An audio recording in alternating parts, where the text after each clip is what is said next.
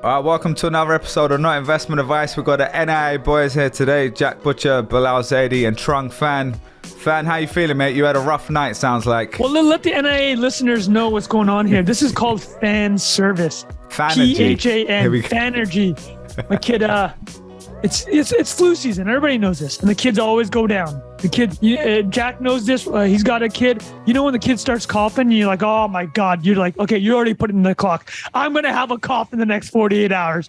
And that's how it always goes. The kid's ear hurts. My ear's going to hurt in 48 hours. Here we go. That's the name of the game, right? It's been going around, man. It's all good, man. Didn't get a lot of sleep, but don't matter because I'm heavily caffeinated right now. He's got the Red Bull popping off straight to the veins. I actually moved to black tea for today. Like a real hard black tea. Yeah. Well, no, it's because I didn't have time to get Red Bull. Okay, fair enough. I was like jonesing. I'm like, I need caffeine. I'm like, we don't have coffee right now. So I'm like, just give me as much black tea as possible. I went to a dentist yesterday. They told me I need to calm down on the coffee too, mate. They're just like, you're taking too much to the teeth. What, your teeth? Calm it down. No, I'm joking. But they were telling me, and I was like, mate, I have cappuccinos. I'm European. Like, it's not even that bad. All right, let's talk about what we're chatting about today. We still got the World Cup going. We're going to talk about Trung Phan jumping on the bandwagon, the Moroccan fan. All of a sudden, we got Trung, the Moroccan fan here. SBF, there's some new updates. He's actually been arrested now. Things are really popping off there again. We're going to do a quick update there. And then we're going to talk about, we're wrapping up the year, so we're going to talk about the best things we've seen this year, and also looking forward to the new Avatar film, and why it's supposed to be the biggest film ever or something like that. So Trung, tell us about the World Cup, mate. It's been a crazy few days. All of our teams, I mean, Brazil are out, England are out. Well, my nickname used to be Fanwagon.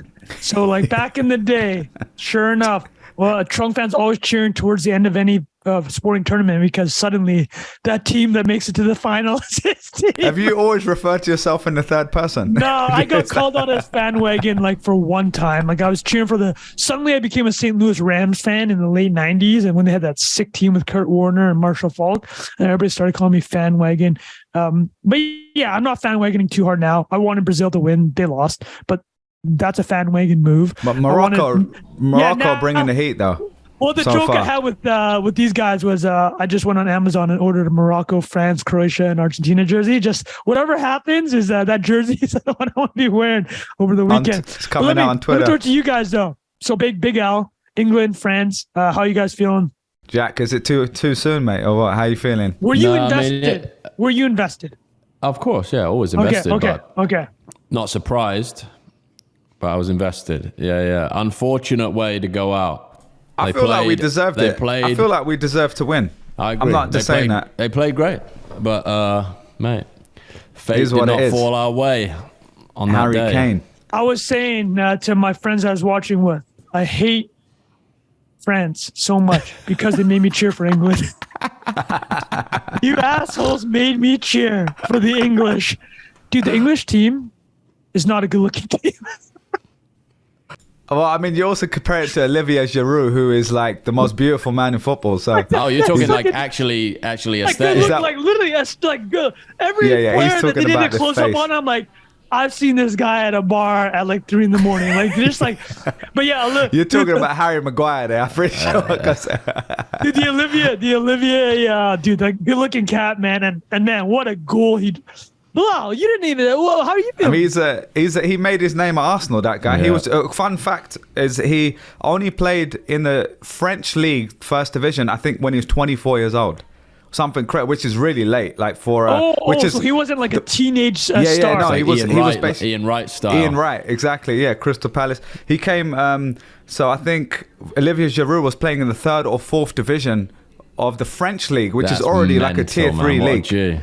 And now he's the all-time highest scorer for France. This guy gets so much ahead of Thierry Henry, which is I mean, he's crazy. No, I mean, you think this guy pays for a meal in Paris?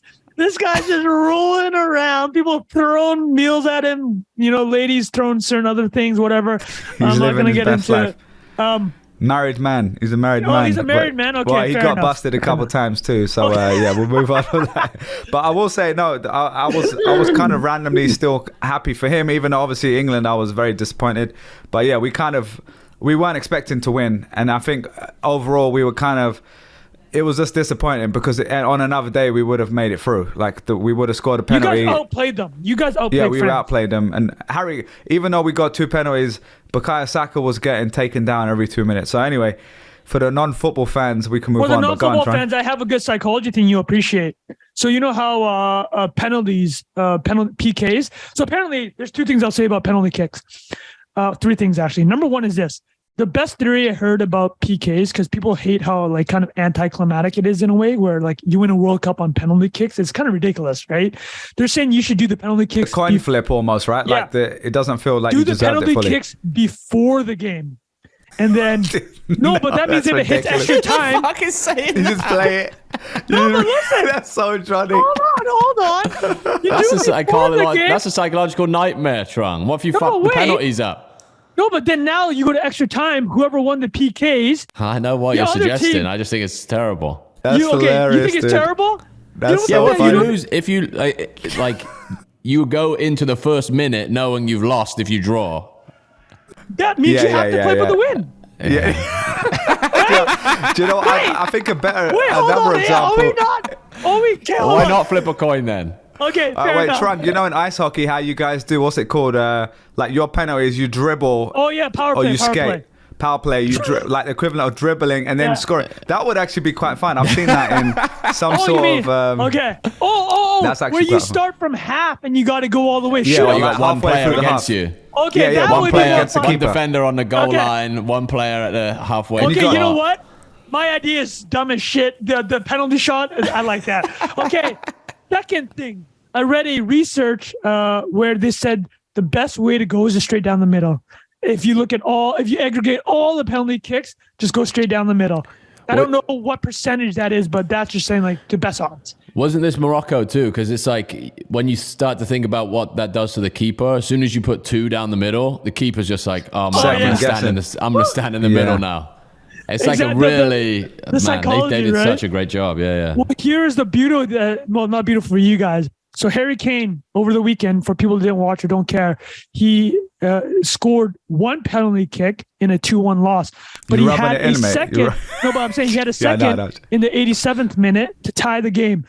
This is what somebody tweeted out, unconfirmed fan, but they said apparently before every game, Harry Kane visualizes where he's going to put a penalty kick.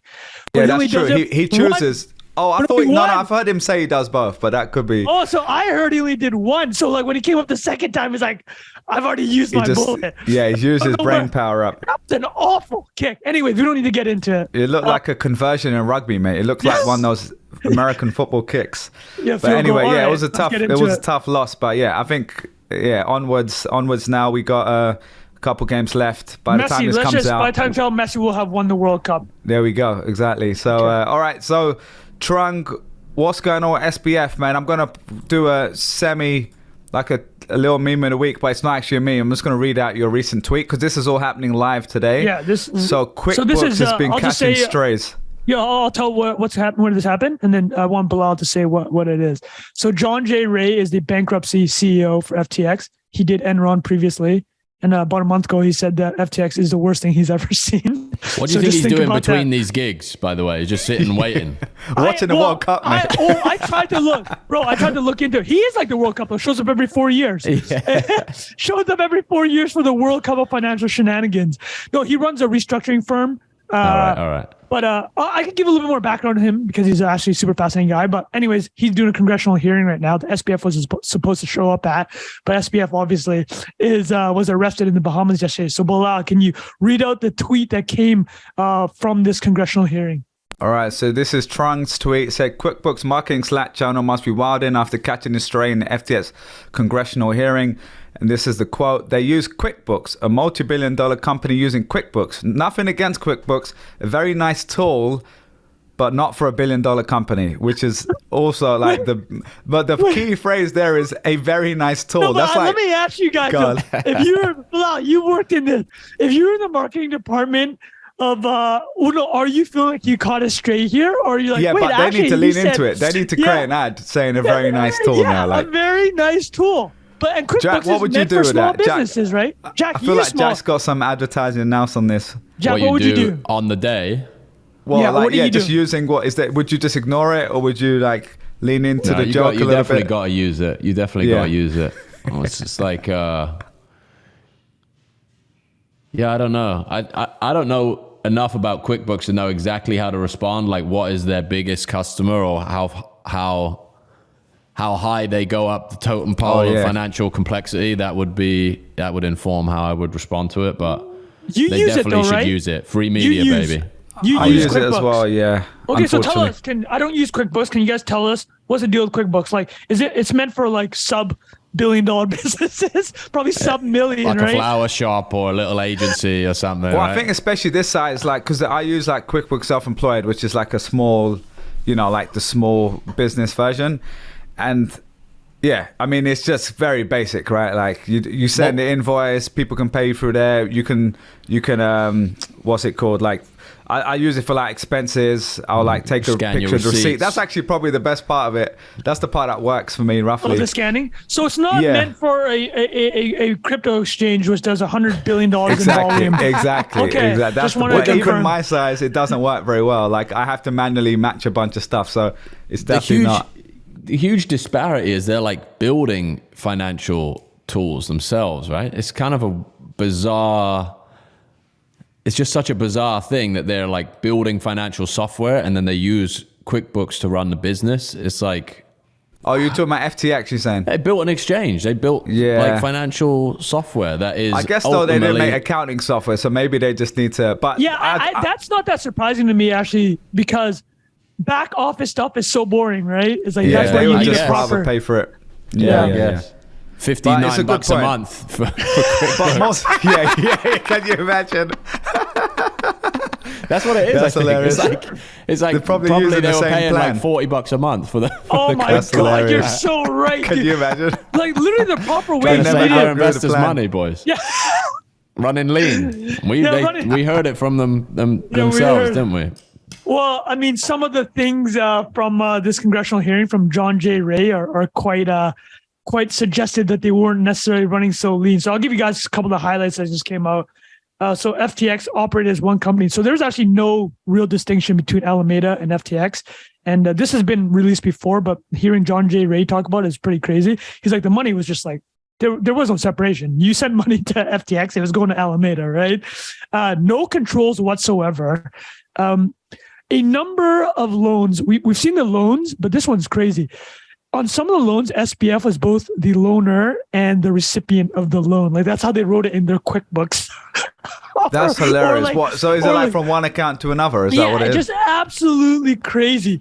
And I mean, they go through this whole thing. A lot of this has come out, but I think it's interesting now to talk about the indictment, the criminal indictment against Sam Bankman-Fried. So let's revisit some of our predictions, boys.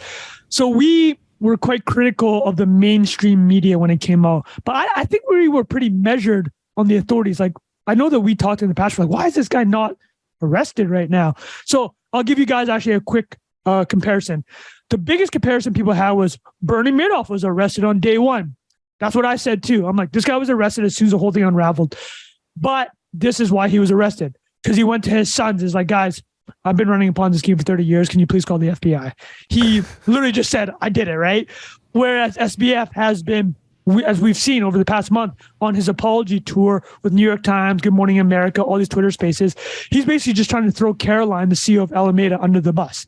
So what I want to say is this. And say that it was accountancy errors, which now we know they're using QuickBooks. Yeah. Makes a little bit more sense. So Bilal, let me ask you, did you think that the gears of justice were not moving, or were you measured? Because I actually don't remember your feelings on it, and then I'd like Jack to answer that question. Yeah, too. I think probably similar to, I was actually talking about this yesterday. One of the problems with doing a podcast and doing the amount of podcasts we do and the hours you record is that some of this stuff is developing. It's most of it is developing all the time. So the first time we recorded on this, I remember saying, I mean, it was the first day, right? So we didn't have much information. It was where the tweets just went out. And my opinion at the time, I remember saying, which now completely don't agree with, was, it sounds like at least he's trying to do best for customers. Do you remember that? That was the first. And we were all kind of leaning into that. So then after that, obviously, since then, lots more came out, even 24 hours later. And since then, I have thought, like, more so the press it felt like he was getting softball after softball. He was still going to be speaking at this event. He kept like being invited on to speak at different places. So I kind of had more of a problem with the way the press weren't being super harsh on him. On the government side, yeah, there were also things where the government could have been harsher in their language and stuff, but I didn't really know what was going on in the background, right? Like it's not something that happens instantly. So I didn't really have much of an opinion, to be honest. It's like lasagna; they move in silence. Yeah, exactly. Yeah. But yeah, what about you, Jack? Yeah, I think the same thing. Basically, echo that the idea that was the arrest was going to happen the day after this stuff came out, I think it was like fantasy land for a number of reasons. And like now the narrative's getting tied up. There's like, oh, Twitter made this happen, right? Like citizen journalism on Twitter made this happen. I think there's probably some truth to that. I think just made a lot of people look stupid the way he was going about his apology tour or whatever you want to call it. Like, might have even bought himself a few more months if he hadn't been going on Twitter Spaces and, you know, kind of drawing attention to it over and over and over again. And basically admitting to a crime, right? Like negligence is not, the criminal negligence is still a crime. He's just trying to make it sound like it wasn't like pure fraud from the very beginning. Yeah, like bankruptcy, like, but you know, the idea of a company going bankrupt is not necessarily a crime, but a company of this nature and the way in which funds were used there's obviously some legal agreement between the customer and FTX that they weren't going to gamble away their money, and they did that. So seems like fraud regardless of the location of this thing happening. I think that was another reason why maybe it happened a little slower, because he's in the Bahamas, right? Oh, that's a great point. Well, here, let me give you a great example. Bernie Madoff had 36,000 creditors. FTX will have over 1 million. Most of them are international. So to your point, right, is like... That's wild, man. Wait, can you say that number again? 1 million versus what? 1 million versus 37,000. Wow. And the 37,000, I'm assuming they were mostly probably high net worth individuals high and stuff? net worth individuals. Because you guys remember the Bernie scheme was basically like, he's like hitting a lot of old retirees and like kind of family office types. Being, we can guarantee 15%. And then for FTX, it's everyone. It's literally anyone who opened an account. Yeah, there's like a Vietnamese cat down right now in Da Nang hoping that he can get a couple dong back, right? And this is the truth. Like they hit up everyone all over the world. That's a great point, Jack. It's like, I mean, this thing, I definitely thought at the initial, like getting caught up in the Twitter hype. I'm like, why is this guy not arrested? Oh, this is such a like corruption of justice.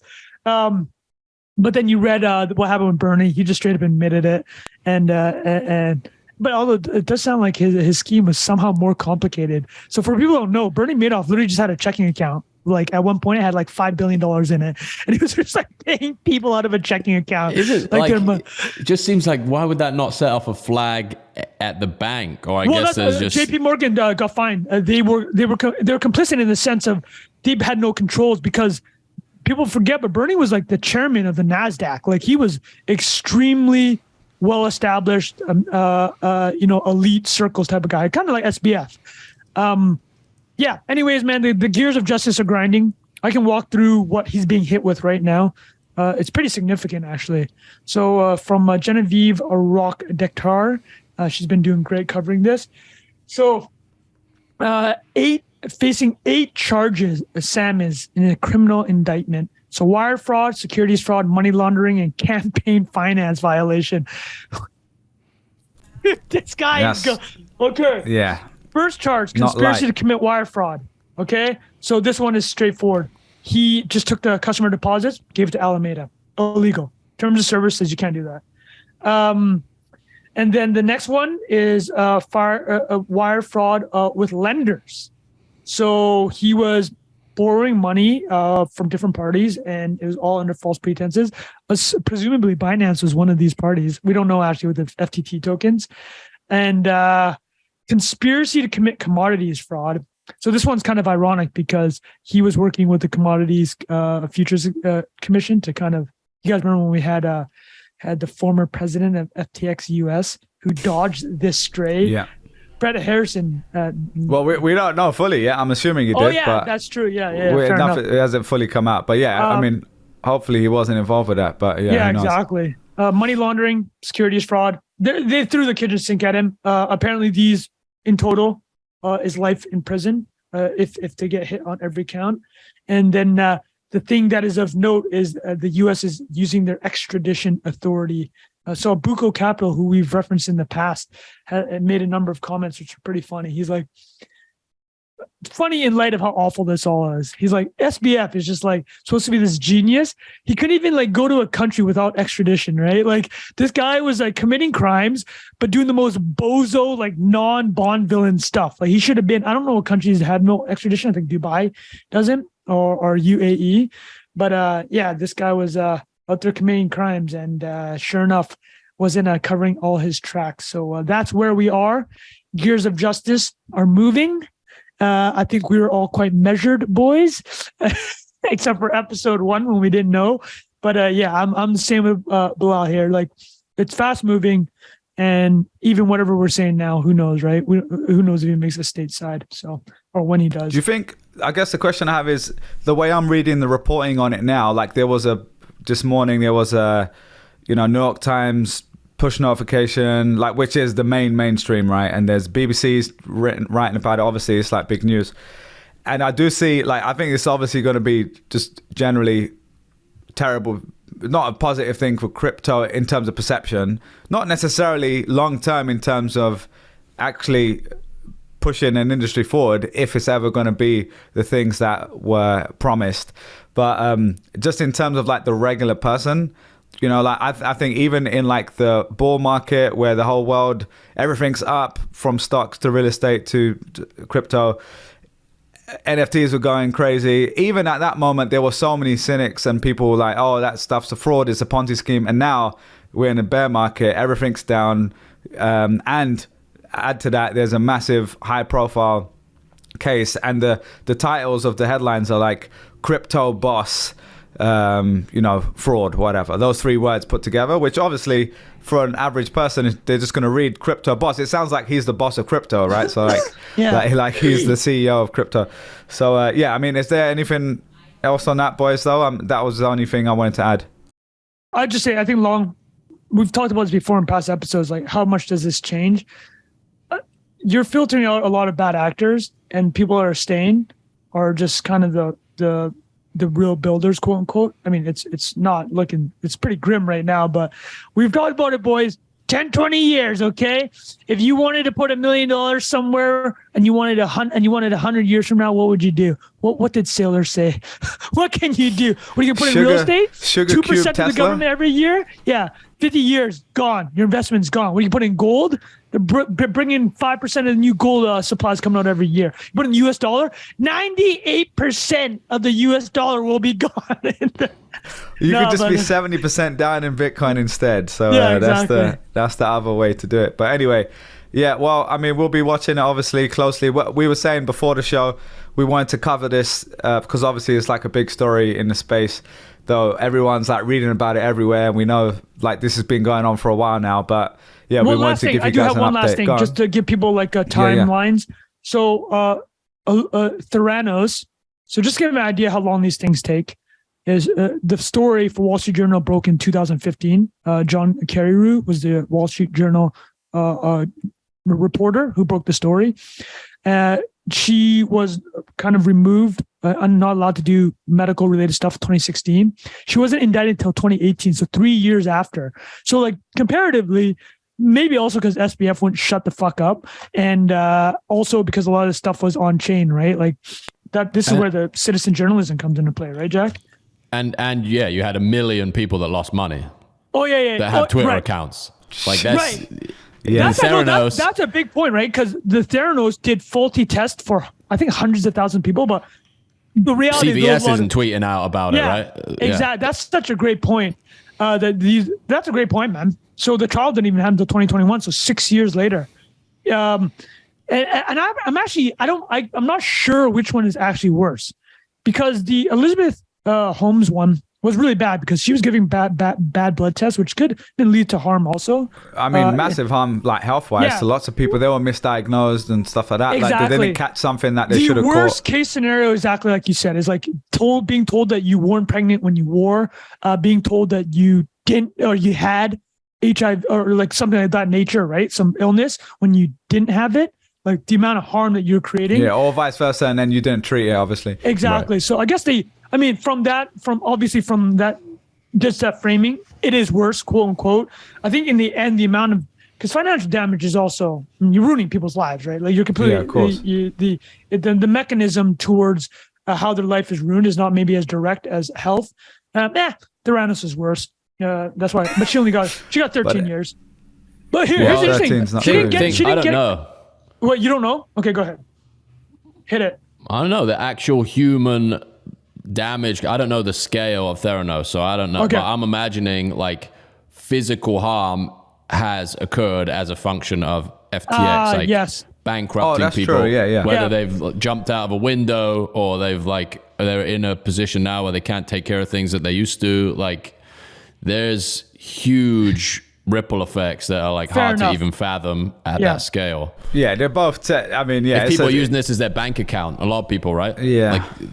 They can't go, like, they're literally their livelihoods, and who knows where. You're right. I'm not saying, I don't think we can accurately say one is worse than the other. They're both, to me, they're both 10 out of 10, man. They're just terrible. Psychopathic, maniac, like horrendous disregard for other people's well-being. Yeah, that's what I put. Yeah, that's a great point. All right, fair enough, man. Hopefully justice is served there, and we'll be following that along. Boys, should we move on to the next topic? So we're wrapping up the year soon. We'll be recording most likely throughout the Christmas period and be able to put some episodes out. So we might do a full-on wrap of the year, but we're going to do a little preview of that today with kind of the best things we've seen this year. Because I was just saying to you guys in the group chat, did you guys watch White Lotus? Because that just finished this weekend. And I don't want to give, I guess there's some people would have watched it and other people might plan to watch it. So I don't want to give any things away. Let's talk about the themes of this show. How about that? You watched it too, right? I've seen both. Okay. Bilal, let me ask you. You saw both. You're done. You've seen both. Jack, have you seen either season? I watched first 10 minutes of the first episode and I turned it off. Couldn't get into it. Okay, all right, fair enough. Fair enough. I will. It does get better. You got it now. Meme pressured into it, so I'll do it. You're getting pressured into it, just like how the Southern District in New York was pressured into indicting SBF. Exactly right. Yeah. Peer pressure, mate. Bilal, let me grill you then. So would this be your favorite show of the year? Because we'll just make this a favorite show segment. Probably just because my memory is like a goldfish and I can't remember what else. I watched so many good things this year, but this because it just finished, especially the second season. I mean, the first season was great, but the second season for me was just like really. They've got such a unique stuff. Go on. Do you want to give a summary? And then I'll ask you why you love the second season. So for the people, listeners and viewers that haven't seen White Lotus, it's an HBO show. Interesting background, actually. So the first season came out during COVID, and it's a 6-episode mini season. It was only intended to be one kind of a season. HBO wanted to keep making content, but it was COVID. They didn't know where to film. So they went to Mike White. He's a really well-known writer, a producer, director. He did School of Rock. He did Freaks and Geeks, kind of like these culty type comedy, but really human stories. And they went to him, is like, would you do 6 episodes for us to do? I don't know. We need to film somewhere. What are our options? He's like, well, the 4 seasons in Hawaii says that we can probably film safely there. Just everybody has to quarantine. Oh, I didn't realize that. That's the reason they went to an island. Okay. So this is the etymology. This is the story behind the making of the show. So Mike is during COVID. Everything else has been shut down in Hollywood. He's like, I'm desperate. I want to do anything. Funny story about Mike White, the creator and writer of the show, is he went second on Survivor, the Survivor reality show. So some of those elements of Survivor are in the show White Lotus. So this is not a spoiler alert, but the first season, in the first episode of both seasons, But here's a spoiler. No, you see dead bodies, right? So it sets up the rest of the season. It's like a whodunit. Who died and why is like the whole premise for both shows. But this is not a thriller dark thing. Like it's like It's a very human story, lots of comedy. The comedy for me is what kind of makes it very unique, because the style of comedy, like it's basically quite a dark It's adult story. comedy, right? It's like it's adult comedy, exactly. Well, let's throw this. Bilal. So season 1 was in Hawaii. It did really well. And they re-upped it for season 2, which is in Italy, around Sicily. With completely new cast too, pretty much, except for one character. Hey, spoiler alert, buddy. No, okay, they're basically turning into like anthologies. There's going to be a season 3. It'll be in another location. It's like the greatest show ever. Idea, like, if you're a director, because you could just keep going, basically creating new 4 shows. seasons. And so they spent 6 months filming in Italy. So the next one's going to be who knows where, but it'll be at a 4 seasons, at a 5-star 4 seasons. So I'll throw this. Wow. You mentioned of it. Some of the themes are extremely adult. All right. So the first season touched on money. Money was a big one. This is what Mike White said. Second season was more on sex. Third season, it's TBD what he wants it to be about. But I'll throw it to you, Bilal. Tell us why you like White Lotus. What really stood out to you without spoiling it? Yeah, one of my favorite things is like, obviously humor. We've talked about this before. One of the things that brings us all together on the pod is we all are fans of comedy. And so for me, any show that is quite smart with the humor, I'm at least interested in. And then when I watch it, if it hits, it hits. And what I like about this is there's lots of dark stuff happening, right? And like in another show, this could just be like a scary show where you're like, oh, someone's going to get killed or something crazy like that. But this, it never feels that crazy. It just feels kind of like lighthearted and fun. And even like the soundtrack, dying, right? Exactly. Yeah, the soundtrack, you're kind of laughing. And like, so that I kind of really like. And just, the characters, there's so many cool characters and like subplots going on. And it's not like there are other shows which I would say like, oh wow, like it's a 10 out of 10 for storytelling and like weaving together all these different complex things, like Succession or like even Billions and stuff like that. I really love like how all those kind of come together. This I wouldn't put on that level, but the style of humor is kind of what I like about it, and they just let me throw this out throughout. I'd like to pepper you with this. Class is a big topic on both seasons. The idea of class, point, right? So in season 1, this is not a spoiler, but one of the main characters is married to like a trust fund kid, and like she herself is like an aspiring New York liberal that thought that she'd write the next great American novel. But the whole point is like there's all these ideas of class, right? And a good thing I read about the show was how in both seasons, they kind of show you what these upper class individuals look like the true trust fund kids, like 500 million to $1 billion. And like just their lives they're brutal in the sense of like they're pathetic, like things they worry about. And it sounds like Mike's like trying to drag these individuals. Like when you go on vacation, he's putting you in their shoes. When you go on vacation, and I play that game. I'm guessing how rich some people are when I go on vacation, right? He's counting the pockets, yeah. Yeah, looking at the footwear they're doing. I think it's a great setup. The class issue is big. Season 2 is big on the issue of sex, and I gotta say, like they hit some of those themes so hard. Like I'm watching it with the missus, and it's just getting real. I'm like, ooh. When you're watching something and the topic comes up, you're like, oh, I don't really want to talk about this. Oh, shit, it's kind of awkward. It's like growing up in a Pakistani household. I don't know if you guys had similar, but Jack, have you seen Goodness Gracious Me? It was that old BBC comedy. For Trung, if you've never heard of it, it's the first time brown people were basically on their own show in the UK. It was like a really kind of like cult classic.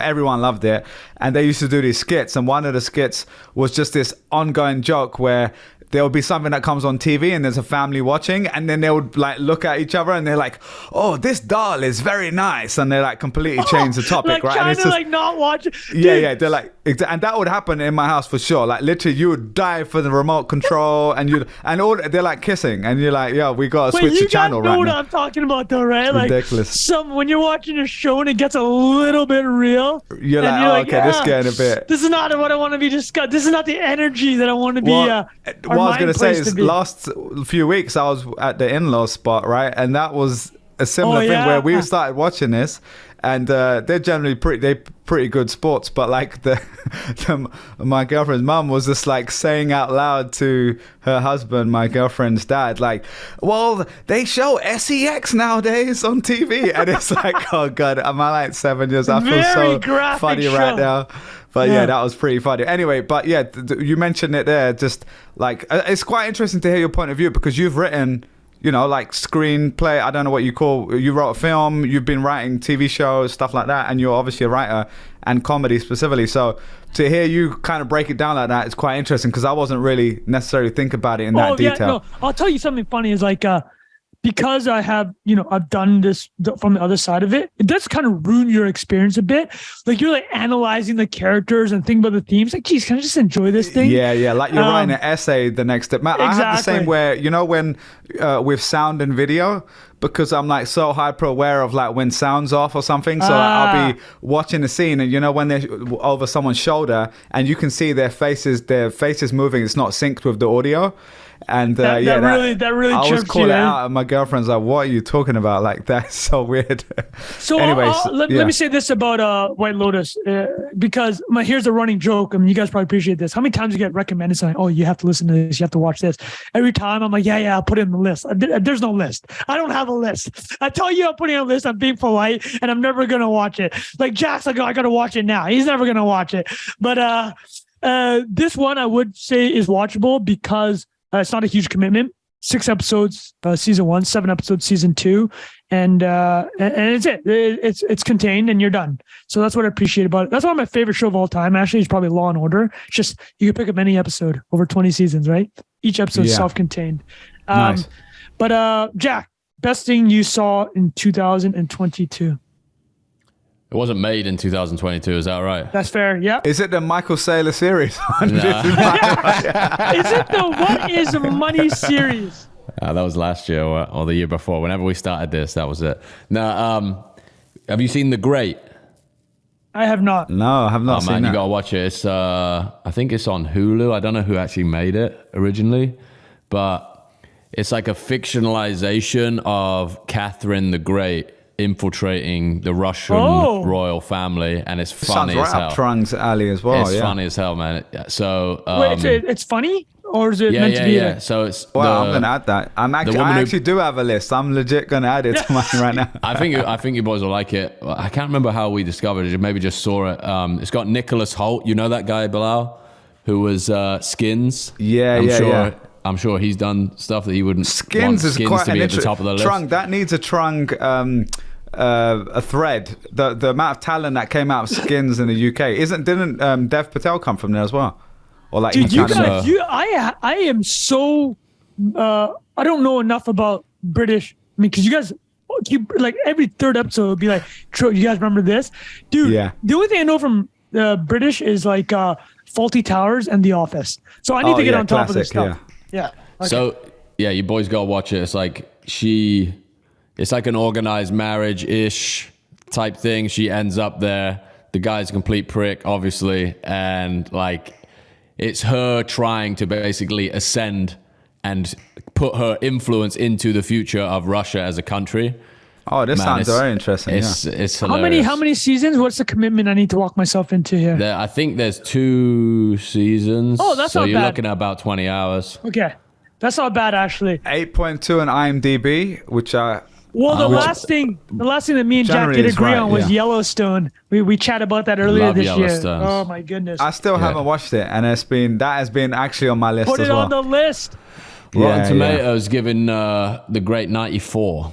Oh. So wow. I actually will put that on this because I actually do have Hulu. It's good, man. It's good. Nicholas Hoult, and she's great. Her name is Elle Fanning. She's class, and he is funny as hell, man. He plays the King of Russia. It's I'm actually gonna great. Put this down.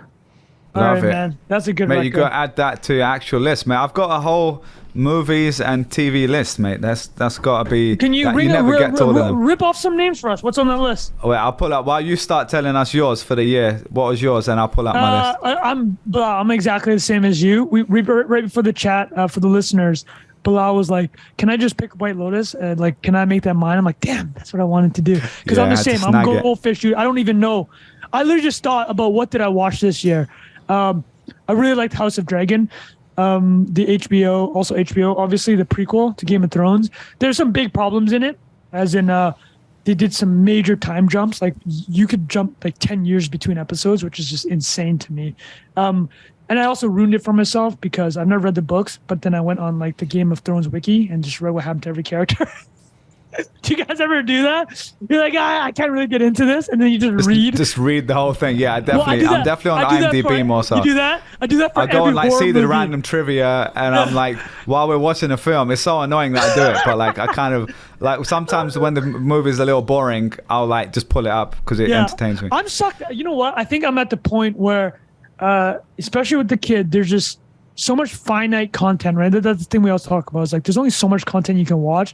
I like watching stuff that other people watch because I want to fucking meme about it, right? I want to talk about it, and that means that I'm gonna be doing the corny, cliche appointment viewing stuff. House of Dragon comes out, I'm gonna watch it because I know people want to talk about it. White Lotus is coming out, I know people are gonna talk. Succession, bro, I gotta have those memes on the ready when Succession hits. Succession is probably the last right the real in your one. niche, mate. Yeah, exactly. Perfect. Yeah. Finance, media. By the way, perfect. did you watch Pepsi Where's My Jet? That was like a Trump thread in we were documentary talking about form. this, that we need to watch that. Yeah, I've had a number of people tell me about it, and that also Jack specifically said you got to watch this. It's crazy. I think you'll like it, but like the way. What's the premise for the listeners? I can do who don't a little know? spoiler alert on it. So there was a ad campaign in the 90s that Pepsi ran, where you collect labels off the bottles or the cans, and you could trade them in for Pepsi merchandise. And they ran a TV ad where at the end of the ad, there was a Harrier jump jet, and it said it was 7 million Pepsi points to claim a Harrier jump jet. And this one kid called him on it. Oh, he got 7 million points? Yeah. He called him on it. An absolute lad. There was no disclaimer on the ad or anything. Got legal representation, except I won't ruin it beyond that, but it's like a 4-episode documentary, I think. I thought it was absolutely Did he class. get the jet? Just tell us. I'm Spoiler not telling alert. you. I'm not telling you. That's a spoiler alert, mate. Spoiler alert, listeners, turn it off if you don't want to know. I'm not telling you. Okay. You have I to want watch people it to watch now. it because it's a great piece of art. Yeah, you don't want to mess with that. And actually, Trung, I realized one thing I did watch early in the year which wasn't as fresh in my mind was Top Boy, which was on Netflix season 4 that came out in March 2022. Another British cat? But that was a massive show. If you never watched it, it's on Netflix. Drake was the executive producer, and it was watch one of all of them, man. Go back to the start. Yeah, watch it all. Wow. So the story there is there were 2 seasons on, I think, Channel 4 in the UK, and there's one of Jackson and I's one of our favorite musicians, Kano. He's a character in there, and he's actually one of the best characters. Absolute yeah, incredible. G. Absolute G. And then but the first 2 seasons were, I think, maybe like 2011 or maybe even before that, I can't remember, and they were just classic, like gritty. It's like a London crime show. You got to tell me about it earlier in the year, Top Boy. Yeah. But that was really, really good, the first 2 seasons. And then eventually Drake like found it on YouTube and was watching it, was like, oh, I love this show. And he tweeted, I think, to a few of the 2 people saying like, when's the next season coming out? And they were like, oh, it's done. And then they teamed up and went to Netflix. And how boss is that? Yeah, that's pretty gangster, right? Yeah. Were you, the 3 of us are the majority of people just plebs watching and then talking about it on a podcast? Yeah. Like, oh, I like this. I wonder if I Let can me make a new season of it. Yeah. Isn't that crazy? And then how good was Dave in that as well? Dave, incredible. Yeah, amazing. Mate. These lads are just ridiculously talented. They're so talented. I was going to drop a left field example for the best watch of 2022. Fred again, Boiler Room. Oh, wait, that's a great shot. That's a music drop, yeah. Yeah. So it's a live... Okay. No, it's a live set of this guy. I mean, I don't even know how to describe him. He's like DJ, producer, artist, talented. just an incredibly he's talented... He's kind of taken over right now. UK. Like, he's really taken over. But yeah, mate, I think me and Jack had shared it with each other because he's basically... Have you heard of Boiler Room? They're kind of like around the world, they'll host these parties essentially, and they'll record or live stream the DJ set. But basically, it's a DJ in the middle and like just people all around them. And somehow they make the sound so good where you hear the pure music, but then you've got enough of the ambient noise. So you can be listening to it while you're doing work or something, and you have it on in the corner. And there's one moment where this Asian dude, like accidentally presses the button and it pauses the music. And everyone normally would be like, oh my God. But the guy just like does a perfect little transition, starts again, hugs him, and like makes his night. And it's just, yeah, it's actually one of the best things I've seen actually this year. That's a great shout. And I'm not even... Like, I like that sort of music, but I don't know enough about it. I don't know most of the artists' names. But when I hear it, I'm like, okay, especially live like that, it's like a next level. It's like really cool to see someone just in their element, like just smashing it. This guy's going to be huge. Yeah, massive. Yeah. And then Trung, so yeah, did you have one apart from White Lotus, or you want to cap it at that? Well, just a House of Dragon, which I talked about. Yeah. You talk about transition. How about this for a good transition? Well, I mentioned how there wasn't enough, like appointment viewing or the monoculture where everybody watches one thing. Well, one of them's coming up, boys. This weekend, Avatar 2. There we go. 13 years in the making. So James Cameron has been working on Avatar 2 for 13 years.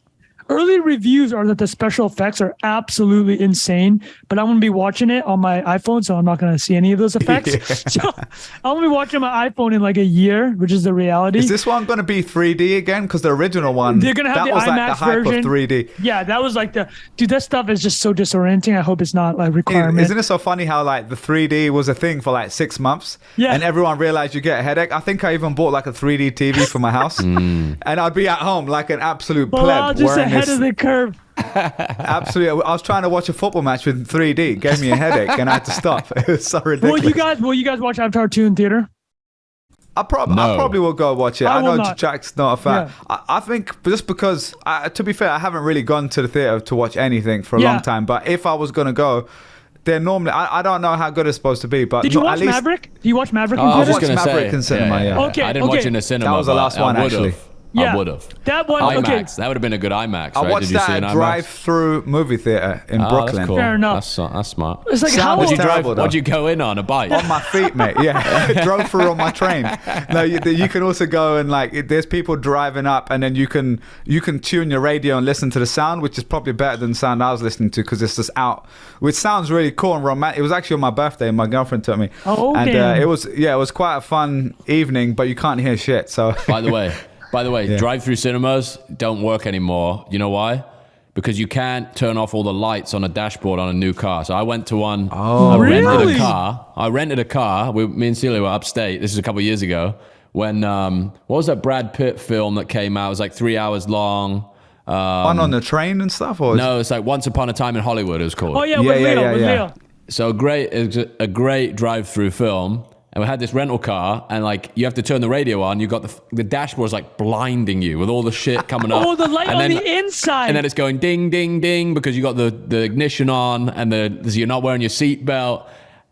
Mate, it's such an amazing idea, but unless you got like an 80s motor, you can't enjoy it. Like there's people with their pickup trucks backed up, or like a 20-year-old pickup Camry. truck, enjoying it properly, yeah. And I'm there like trying to like. Take my jumper tape on your stuffing shit over the lights, everything. It's just a nightmare, man. It's true. It's one of those things that sounds like a great idea, and it is like a nice old classic idea. Man, but then sometimes watching like a sick movie in a real theater with a crazy screen is much better. It's just like after 2 though. Like here's the thing: me and Jack are parents. You're asking us to carve. The movie's 3 hours, and then we got to carve out 30 minutes each way. And then another hour to like. Big ass. You're asking for 5 hours, Jim Cameron, Canadian, by the way, Canadian. So what happened with him recently? Because Jack mentioned. So he went off on one recently, didn't he? All right, let me get the actual language. Let me set some context for this quote that Jack is about to throw up, because James Cameron, for the listeners that don't know, he was a truck driver before he became a director. He was literally a truck driver. Right, that's incredible, yeah. He went down to USC, University of Southern California, and every weekend, and he would photocopy Xerox the filmmaking techniques. He said that he spent $120 on Xerox and just came out with binders of filmmaking techniques, and that's how he taught himself how to become a filmmaker. We started working with directors, but since then, he's made Terminator 1, Terminator 2, Aliens, The Abyss, True Lies, Titanic, Avatar, like some of the greatest action movies ever. And that's a preamble to what Jack's about to say, apparently is a recent quote. Well, incredible. I think this is actually a very good commentary on the times in which we live, boys, because this quote has been taken verbatim, but now I've read a couple more paragraphs of it. I think the point that he's making is maybe... What's the quote first? Misattributed. Yeah. So he said, Avatar director James Cameron claimed that testosterone is a toxin that needs to be worked out of one's system in a recent interview. And then follow-on quote says, I always think of testosterone as a toxin that you have to slowly work out of your system, he said. A lot of things I did earlier I wouldn't do career-wise, and risks that you take as a wild testosterone poisoned young man, Cameron added. Which might just be you're a very hot-headed person and you behave in a way very which different you to saying regret. testosterone is evil. No men should have testosterone, which is what it probably sounded like on the first line. So it's a perfect thing to pull out of context, get Elon to reply to, and get both sides going absolutely ape shit at each other, right? 10D chess. He knows what he's doing. Exactly right. Actually, let me take this opportunity then to talk about Titanic. If you guys want to talk about, I think Titanic was the last truly global event. And that's not true. Endgame and Infinity Wars are up there. But Titanic is global definitely... event? I think there's been a few. No, global Hollywood. Hollywood. Yeah. Sorry, man, I thought you missed something 20 years ago. But don't take me out of context. Titanic was what year? 1997. No, that's the movie. But what? Oh, yeah. Okay, so you're talking about movies still. There are parts of it, though. I think for that generation, like we were probably a little bit young at the time because it came out in 97. But this film is, well, first of all, let me talk about the pitch that James Cameron had to make to the studio. So he goes into the studio and says, I need $200 million to make a movie. It would be the most expensive movie ever. This is shortly after Waterworld. Do you guys remember Waterworld with Kevin Costner? Huge flop. One of the biggest flops ever. So he goes insanely expensive to make as well. Insanely expensive water-based movie. So he goes to Fox and he says, this is James Cameron's pitch. It was actually an insane pitch. I want to make a period piece set in 1992 or 1912. There's going to be no sequel because we all know the boat crashes. There's not going to be a theme ride because no one wants to get on that theme ride. There's going to be no merch. I need $200 million. And you can't have any established stars because the film is going to star young people. So he went to Fox with that pitch. Imagine how insane of a pitch that is. Pitch, yeah. Wait, was Leo not that big by this point already? He had done. He was a kid, right? And he's only 22 years old. Kate Winslet was 21. So wow. So this kind of made them. Yeah, Leo was. Dude, it would be beyond made them, right? He's like, this is literally they're still writing 30 years later. But sorry, wait. What did Leo do before you said? Did he have anything? Juliet. He had done a couple things. The Basketball He's definitely Diaries. Recognizable, but not like a superstar. He's a child star. He had done some hard roles, but nothing like. There's never been anything like. Titanic was incredible. Titanic. So he goes into this crazy pitch. Think about it, right? Everything you do now, you'd want sequels, you want theme parks, you want merch. I love that you said the theme park thing, sorry, because you're not going on the log flume Titanic, you know what I mean? Get wet on the Titanic. He literally said this in a Charlie Rose interview. He's like, it was like the craziest pitch ever. And the studio's just like, oh, because he had just done True Lies, Terminator 2, so like he's James Cameron, right? He's done some huge movies, but he never done something that was based around a love story. And he's just like, okay, just let me write the script. So he writes the script. They read it. They're like, the Fox people are like, the script is really good. We're going to have to give this a try. So they go make it. And again, nobody thinks this movie can be done. But I'll do quickly of what made it. So right now it's ranked as, this is not inflation adjusted, but it's the third highest grossing movie of all time. Avatar is number one at $2.9 billion. Also James Cameron. That's in 2009.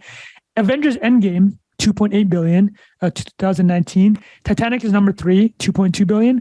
Star Wars. You said inflation. It's not inflation adjusted. So Titanic would be one, probably, no? It probably. Well, the number one is actually Gone with the Wind. I think Gone with the Wind inflation adjusted is $4 or $5 billion. But that's a reason. That's an easy reason. There's no other movies at that time. Literally everyone in America went to watch Gone in the Wind. That was in the 30s. So Avengers: Infinity War is number 5. So just to give you an idea, Titanic is not a big like superhero space type of movie, but it's number 3. And the reason it killed it has the record for the most weeks at number 1. So it had 15 weeks at number 1, and it just consistently grinded out 30 million here, 40 million here. Because most of these blockbusters will pull in like Avengers will pull in like 300 million the first week, right? And then week 2, 50% drop. Like typically for blockbusters, you put all the marketing power, all the hype in the opening weekend, and then you expect 30 to 40% drop in week 2. Titanic just grinded it out. And a couple of the reasons why it did, though, it was just interesting. I think some lessons to be learned is the film was supposed to come out in July. A lot more competition in the summer for blockbuster films, right? But the studio, so at this point it was Fox and Paramount because they wanted to split the cost. They basically said, Jim, if you're going to do this movie in July, we need you to cut 30 minutes. We're not doing a 3 hour and 15 minute blockbuster in the summer. Nobody's going to play it. He's like, no, I want to play the entire movie. So we're like, okay, we'll give you a December date. But here's the key. In December, there's no competition.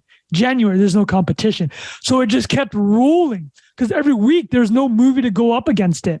The closest it was taken down was week 12 when the sequel to The Fugitive came out called U.S. Marshals.